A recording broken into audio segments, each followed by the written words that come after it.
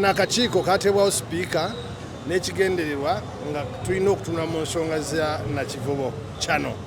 Era tutandise leero nga tuzze ku ground okulaba kiki ekiriwo n'ebigenda mu maaso, era oluva wano tugenda yita aba stakeholders abalala bonna abakwatibwako ensonga eno twogere nabo, era nga tusuubira mu weeks 2 okuva kaakati tujja kuba tuddayo eri parliament nga tugitwalira alipoota ekwata ku Nakivubo Channel. Kye tusinza otunuulira byebyo ebigenda mu maaso biva ku ki, bisobola okuyamba bitya, bikootana bitya n'amateeka, era naye bikyali kubanga akakiiko kakatandika tusobola okumanya ekituufu nga tumaze okusinkana bonna abakwatibwako ensonga eno, naffe ne tujjayo ensonga zaffe nga bwe tuzirambise mu report. Ate mulabye eri ku site abantu bonna tuwadde emirimu bannayuganda, baganda baffe bannyinaffe, naffe abaguzi batuli bannayuganda.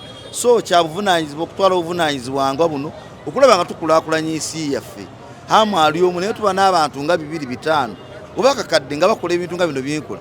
Nze nsuubira Uganda ejja kuva mu mawanga amaavu edde mu mawanga atagakola ki agakulaakulanye. Download the app on App Store or Google Play Store now.